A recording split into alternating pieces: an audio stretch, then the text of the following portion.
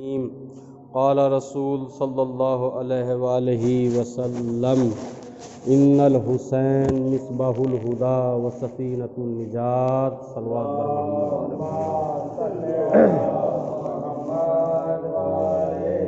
محمد۔ معزز سامعین، روز جمعہ خطبہ اول پند و نصیحت کا سلسلہ جاری و ساری۔ دعا ہے اس وحدہ لا شریک سے کہ اللہ ہمیں ان تمام باتوں کے اوپر عمل کرنے کی توفیق عطا فرمائے اور ان تمام باتوں کو ہمارے لیے ذریعہ نجات قرار دے۔ یہ ایام ماہ شعبان المعظم اور آج اس کی یہ 5ویں تاریخ، اور آج کی مناسبت جو ہے وہ یہ کہ امام سجاد علیہ الصلاۃ والسلام کی ولادت بسعادت کی تاریخ ہے۔ آپ سبھی حضرات کو بھی میری طرف سے مولا کی ولادت مبارک ہو۔ پہلی شعبان میں جناب زینب سلام اللہ علیہ الصلاۃ والسلام کی ولادت، اور تیسری شعبان میں امام حسین علیہ السلام، اور چوتھی شعبان میں حضرت غازی ابو الفضل العباس، اور 5ویں میں چوتھے امام علیہ السلام کی ولادت بسعادت کی تاریخ ہے۔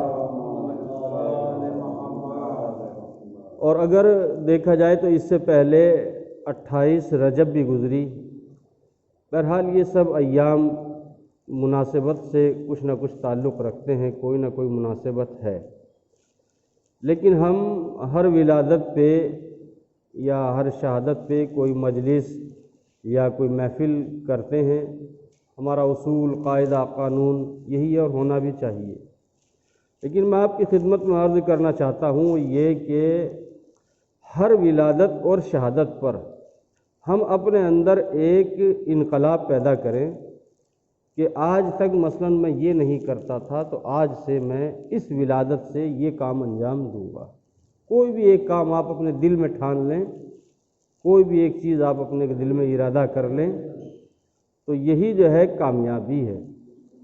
میں نے عنوان کلام کے طور پر پیغمبر اسلام کے لبھائے مبارک سے نکلی ہوئی حدیث کے ایک ٹکڑے کی تلاوت کرنے کا شرف حاصل کیا، جس میں آپ نے ارشاد فرمایا کہ ان الحسین مصباح الہدا، بے شک حسین ہدایت کا چراغ ہے، وسفینۃ النجات، اور نجات کی کشتی ہے۔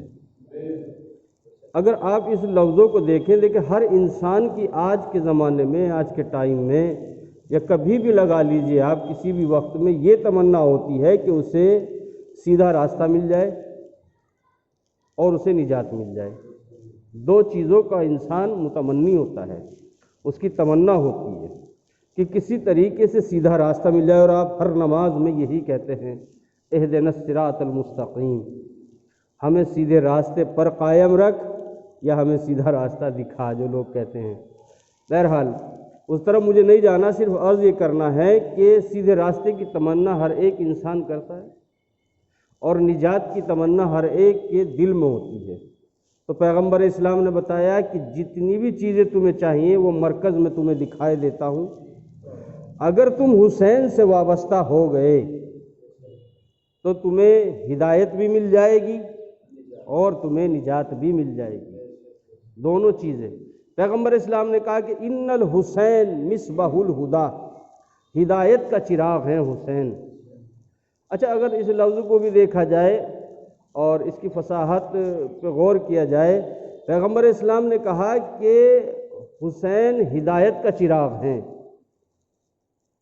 کیا کوئی ظلمت کے کارخانے میں ابھی ایسا خنجر نہیں بنا کہ جو چراغ کی لو کو کاٹ دے؟ نہیں کاٹ سکتا نا چراغ کی لو کو، تو چراغ کی لو خاموش نہیں ہو سکتی۔ تو جیسے چراغ کی لو کو نہیں کوئی کاٹ سکتا، حسین کے سر کو تو کاٹ دیا لیکن روح میں اور جسم میں جدا نہ کر سکا۔ روح یعنی آج بھی نو کے نیزہ پہ جو قرآن کی تلاوت کر کے دکھائی، غور کیا آپ نے؟ یہ ہے ہدایت کا چراغ۔ اچھا، ہدایت کا چراغ دیکھیں آپ واقعی خدا کی قسم کوئی ایسے نہیں کہ ایسے ہی کہہ دیا، بڑے حکمت بھرے الفاظ ہیں۔ کیا کہا؟ ہدایت کا چراغ ہیں۔ ہدایت کا چراغ کیا مطلب؟ آپ جب کسی کمرے میں کوئی چیز تلاش کر رہے ہوں اور آپ کو کوئی سامان یا آپ کی کوئی ضرورت کی چیز نہ مل رہی ہو تو آپ چراغ لے کر ہاتھ میں ڈھونڈتے ہیں اسے۔ جیسے آپ چراغ لے کر آگے کر کے چراغ کو اور اس چیز کو تلاش کرتے ہیں وہ فوراً مل جاتا ہے۔ اگر اسی طرح حسین کو ہم اپنے دل میں، دماغ میں، روح میں اتار لیں تو کبھی ہم گمراہ نہیں ہو سکتے۔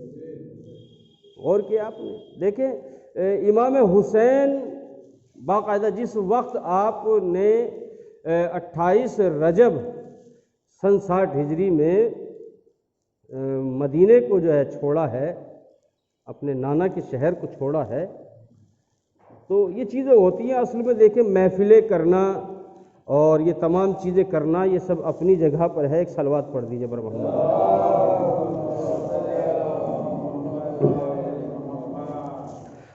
آپ کی اجازت ہوگا۔ ہم مجلس محفلیں کرتے ہیں، لیکن اگر ہم ایک بھی چیز کے اوپر توجہ کر لیں تو یہی ہمارے لیے کامیابی و کامرانی، فلاح و بہبودی ہو جائے ہمارے لیے سب چیز اس کے اندر۔ لیکن ہم وہ توجہ نہیں کرتے، ہمیں جو صرف ذکر کرنے کی زیادہ عادت ہو گئی ہے اور اس کے عمل کرنے کی عادت ہماری نہیں بنی ہے ابھی تک، ہم نے غور نہیں کیا۔ دیکھیں جس وقت امام حسین مدینے سے چلے اور پھر مکہ پہنچے، آپ روایت اٹھا کر دیکھیں تقریباً 11 یا 12 مرتبہ آپ نے خطبہ ارشاد فرمایا ہے راستے میں امام حسین نے، اور خطبہ پڑھنے میں جو بھی آپ نے خطبے میں کہا، واعظ و نصیحت کی یا جو باتیں بتانی تھی وہ باتیں بتائی، لیکن ایک بات کو ہر مرتبہ دہرایا ہے آپ نے۔ یہ بات جو ہے بہت ہی قابل غور ہے۔ کس بات کو بتایا ہے؟ اے لوگو، اور روایت یہ بھی بتاتی ہے کہ جب مکے سے آپ چلے تھے نا، مدینے سے نہیں، مکے سے جب آپ چلے تھے کربلا کے لیے تو تقریباً 500 آدمی آپ کے ساتھ میں تھے، 500 آدمی آپ کے ساتھ میں تھے۔ تو آپ خطبہ دیتے تھے تو آپ یہی کہتے تھے کہ اے لوگو دیکھو، اگر تمہارے اوپر لوگوں کا حق ہے، حق الناس اگر تمہارے اوپر ہے تو پہلے اس حق کو ادا کرو، واپس پلٹ جاؤ۔ اگر تمہارے اوپر حق اللہ ہے تو پہلے اسے ادا کرو۔ پہلے حق الناس کیا ہے؟ کسے کہتے ہیں حق الناس؟ پڑوسی کا حق، بھائی کا حق، برادر کا حق، ماں کا حق، باپ کا حق، جو بھی حق ہے، جو ہمسائے کا حق ہے، بستی کا حق ہے، جو بھی حق ہے، پہلے اس حق کو ادا کر دو، اور جب تم ادا کر دو تو میرے ساتھ چلنا۔ دیکھیں غور کر رہے، اسی بات کو آج کر لیجئے۔ اگر واقعاً ہمارے اوپر کوئی حق نہیں ہے تو آج بھی ہم حسین والے ہیں، اور اگر ہمارے سر کے اوپر، ہماری گردن کے اوپر لوگوں کے حق ہیں، یا ہمارا بھائی ہم سے پریشان ہے، یا ہمارا پڑوسی ہم سے پریشان ہے، یہ یاد عرص دیکھیں، اسے دیکھیں۔ یہ نہیں کہ بس اکٹھا کیا اور لے کر چل دیے، نہیں۔ حسین کو بھیڑ نہیں چاہیے، کل لاکھوں میں بھی 72 چاہیے، لیکن ایسے نگینے کہ جس کے لیے امام حسین نے کہا بھی کہ تم چلے جاؤ، میں چراغ بجھاتا ہوں، تم چلے جاؤ۔ کوئی گیا؟ نہیں گیا، بلکہ سب نے اپنی تلواریں نکال کر اپنی گردنوں پہ رکھ لی اور کہا فرزند رسول، اگر آپ نے اپنے لفظوں کو واپس نہ لیا تو ہم اپنی گردنیں کاٹ کر واپس آپ کے قدموں میں رکھ دیں گے۔ تو میں عرض کرنا صرف یہ چاہتا ہوں کہ موت جسے دکھائی دے رہی تھی اس کا مرتبہ کیا تھا؟ یا مثلا آپ دیکھیں کہ جب آپ مدینے سے چلے اور آپ کوفے کی سمت لی، آپ نے ادھر سے چلے تو کوفے سے آپ نے سنا ہوگا، اور لاکھوں مرتبہ سنا آپ نے، ہزاروں مرتبہ سنا آپ نے، کیا سنا؟ کہ کوفیوں نے خط لکھے امام حسین کو۔ میں یہ بات اس لیے بتا رہا ہوں، ایک دو باتیں، چونکہ 28 رجب میں کوئی پروگرام نہیں ہو سکا، تاکہ کچھ باتیں ہمارے ذہن تک پہنچ جائیں اور ہم اس کے اوپر کچھ عمل کر لیں۔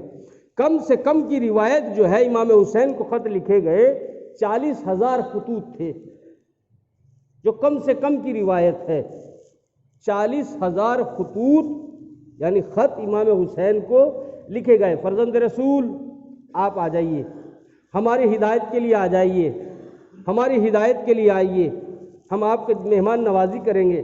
جو نے کتنی باتیں لکھی ہوئی تھی ان خطوں کے اندر، اور بعض خط کا تو یہ مضمون تھا، اے فرزند رسول، اگر آپ ہماری ہدایت کے لیے نہ آئے تو کل روز قیامت ہم آپ کے نانا سے آپ کی شکایت کریں گے۔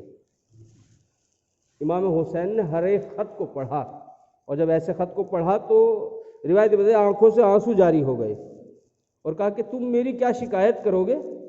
شکایت تو میں تمہاری کروں گا۔ غور کر رہے ہیں آپ؟ دیکھیں 40,000 خط آئے، 40,000 خطوط آئے، تو کیا امام پہنچے وہاں؟ نہیں پہنچے نا۔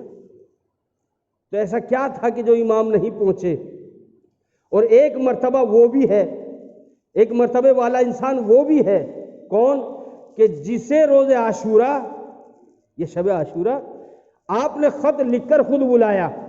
میں بس کہنا یہی چاہتا ہوں کہ خط لکھنے والوں میں سے نہ بنے، ایسا بنے کہ امام خود طلب کریں۔ ہم دعویٰ کرتے ہیں ہر روز کہ ہم اہل بیت کے چاہنے والے، ہم حسین کے چاہنے والے، ہم فلاں، کیا کبھی اہل بیت نے بھی کہا ہمارے لیے کہ ہم تم سے پیار کرتے ہیں؟ نہیں میرے عزیزو، اگر ہمارا کردار ایسا ہوگا، کیا ہے وہ ایک شعر بھی ہے کہ پڑھے نہ کہے نہ شہ مشرقین والے ہیں، پڑھے نہ کہے نہ شہ مشرقین والے ہیں، زمانہ خود ہی کہے یہ حسین والے ہیں۔ غور کیا آپ نے؟ ایسا انداز ہونا چاہیے، ایسا کردار ہونا چاہیے، ہمارے اندر الگ سے کچھ نہ کچھ ہونا چاہیے، لیکن نہیں، اب ہم سب سے نیچے ہوتے جا رہے ہیں میرے عزیزو۔ اس کی وجہ کیا رہی ہوگی یہ تو میں نہیں جانتا، لیکن ہم نے ان تمام چیزوں کو چھوڑ دیا۔ میرے عزیزو دیکھیں آپ، اگر ہم واقعاً حسین کے فالوور ہیں، اگر ہم امام حسین کے چاہنے والے ہیں، تو ہمارے اندر انقلاب ایسا ہونا چاہیے کہ واقعاً پتہ چلے۔ دیکھیں ایک ہوتا ہے پوت، ایک ہوتا ہے سپوت، ایک ہوتا ہے کپوت۔ آپ نے سنا ہوگا نا، بہت سنا نا۔ پوت کیا ہوتا ہے، کپوت کیا ہوتا ہے، سپوت کیا ہوتا ہے؟ پوت کہتے ہیں اسے کہ جو اپنے باپ کے جیسا ہو، جیسا باپ ویسا بیٹا، اسے کیا کہتے ہیں؟ پوت۔ اور کپوت کسے کہتے ہیں؟ جو اپنے باپ سے نیچے ہو۔ مثلا اگر باپ نے ہائی اسکول پڑھا ہے یا باپ نے قرآن پڑھا ہے اور بیٹے نے قرآن نہیں پڑھا تو اسے کیا کہتے ہیں؟ کپوت۔ اور سپوت کسے کہتے ہیں؟ جو اپنے باپ سے بھی زیادہ ہو، جو اپنے باپ سے بھی مرتبے میں ہر چیز میں زیادہ ہو جائے۔ مثلا اگر باپ نے ہائی اسکول پڑھا ہے یا قرآن پڑھا ہے، بیٹا ہائی اسکول کے بجائے انٹر بھی کر لے اور قرآن کی بجائے اس کی تفسیر بھی پڑھے، غور کیا آپ نے؟ تو وہ بیٹا ہو جائے گا سپوت بیٹا۔ اب امام حسین کو کیجئے اس کے اوپر ٹیلی ملائیے گا آپ اس کے اوپر۔ اب امام حسین ایسا کون سا کام کرے کہ جو اپنے باپ کے سپوت بیٹے کہلائے جائیں؟ باپ کا مرتبہ دیکھیں آپ، ایک رکعت میں قرآن رکھے، پیر رکھے تو دوسرے میں رکھنے سے پہلے قرآن تمام کر دیں۔ مولا علی کا مرتبہ ہے کہ نہیں ہے؟ اب امام حسین ایسا کون سا کام کر کے دکھائیں کہ جو اس سے بھی زیادہ ہو جائے؟ غور کیا آپ نے؟ باپ کا مرتبہ یہ کہ اگر گھوڑے کی ایک رکعت میں پیر رکھے تو دوسرے میں رکھنے سے پہلے قرآن تمام کر دے۔ اب حسین نے کہا بابا ٹھیک، جب آپ نے گھوڑے کی رکعت میں پیر رکھا تھا اور دوسری رکعت میں رکھنے سے پہلے قرآن تمام کر دیا تھا، کم سے کم آپ کا سر آپ کے جسم پر تو تھا۔ میں قرآن پڑھ کے دکھاؤں گا جب میرا سر میرے جسم کے اوپر نہیں ہوگا۔ میں اپنے باپ کا سپوت بیٹا ہوں۔ غور کیا؟ اب ہم اسی کے چاہنے والے ہیں، ہم اسی کے ماننے والے ہیں، ہم قرآن سے بے بہرا ہیں، ہم قرآن سے دور ہیں۔ کیوں؟ مجھے نہیں پتا کیا وجہ اور کیا مجبوری ہے۔ میرے عزیزو واقعاً یہ چیزیں سنانے کے لیے نہیں، خالی کہا کہ سنایا اور ختم کر دیا۔ خطبہ ہوگا، مولانا آئیں گے پڑھیں گے اور ہمیں جمعہ پڑھنا ہے۔ اور یہ بھی ایک بات سن لیں آپ، خطبہ آپ نے اس سے پہلے شاید عربی میں بھی سنا ہوگا، ایک خطبہ عربی میں پڑھتا ہوگا پڑھنے والا، اس کے لیے کیا ہے؟ کتاب لے گا، کھڑا ہوگا، پڑھے گا، سنائے گا، چلا جائے گا۔ آپ کو عربی کا نہیں پتہ کیا کہہ رہا ہے وہ، آپ کو سمجھ نہیں آ رہی وہ الفاظ کیا بول رہا ہے، کیا کہنا چاہ رہا ہے وہ، بس آپ بیٹھے ہیں گردن کو جھکائے ہوئے ہیں۔ تو ایسا بھی ہو سکتا ہے، لیکن ہر خطبہ جو اردو میں بولنا اس کے لیے کچھ نہ کچھ تو سوچنا پڑے گا، یعنی گفتگو کرے زمانے کے ماحول کے اعتبار سے جیسا لوگ سمجھتے ہیں۔ میں یہ نہیں کہہ رہا خدا نخواستہ نعوذ باللہ استغفر اللہ کہ وہ نہ پڑھ جائے، نہیں، وہ پڑھنا چاہیے، لیکن میں یہ بتا رہا ہوں کہ یہ باتیں اس لیے بتائی جاتی ہیں تاکہ لوگ سمجھ جائیں کہ کیا ضرورت ہے اور کیا ضرورت نہیں ہے۔ میرے عزیزو، ولادتیں بھی گزر گئیں اور ولادتیں اور بھی آئیں گی، شہادتیں بھی گزر گئیں اور پھر پلٹ کر آئیں گی، اور اللہ تعالی آئندہ ہمیں اس سے زیادہ جو ہے سمجھنے کی اور فکر کرنے کی توفیق عطا فرمائے۔ تو عرض خدمت صرف یہ ہے کہ اس کے اوپر کچھ نہ کچھ جب بھی کوئی ولادت یا شہادت کی تاریخ آئے کچھ نہ کچھ حاصل کیا جائے۔ دعا اس وعدہ اللہ شریک سے کہ اللہ ہمیں ان تمام باتوں کو اوپر عمل کرنے کی توفیق عطا فرمائے اور ان تمام باتوں کو ہمارے لیے ذریعہ نجات قرار دے۔ صلوات بر محمد علیہ وسلم۔ بسم اللہ الرحمن الرحیم۔